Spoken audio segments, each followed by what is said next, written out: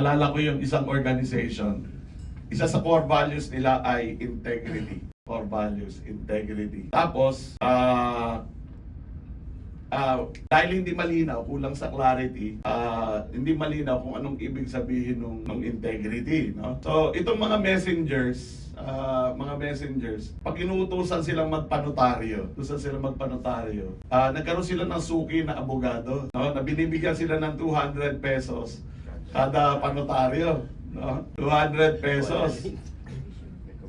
Oo, may pang-merienda ang tawag nila, no? Pang-merienda. And one time, yung mga messengers, tatlo sila eh. Yung mga messengers, lahat naka-out. So napilitan ngayon yung admin assistant na magpaano. Pagdating niya doon, binibigyan siya ng 200 pesos.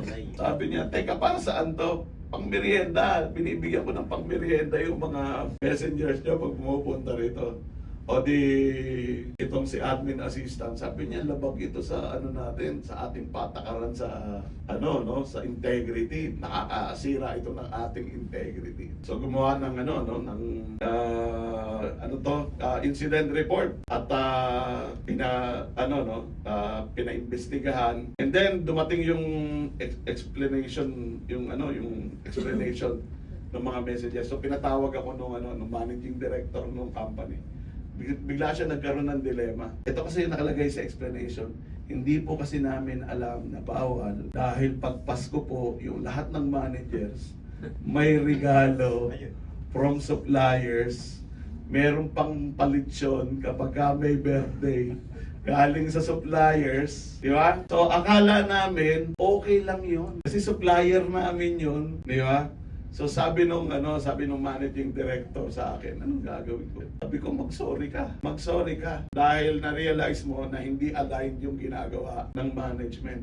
You cannot demand integrity from people when you cannot practice it. At yun ang gagawin ko doon sa tatlo. Mag-sorry ka sa tatlo. Kasi you've been a bad example to them. At that or you tanggalin mo sa core values yung integrity. Mag-decide kayo. Sabi niya, siyempre di namin pwedeng, foundation yun, di ba? Di namin pwedeng tanggalin yung core values dun, yung sa core values yung integrity. What we need to do is we need to realign now. Kaya importante yung people are clear what the values mean. Ano yung mga behavioral indicators.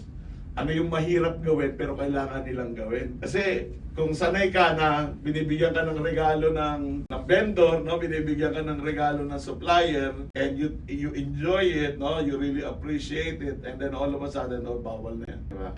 So, after our conversation on the core values, we need to ask ourselves, ano yung mga behavioral changes that we need to make as leaders in order to align with these values that we're claiming. Okay?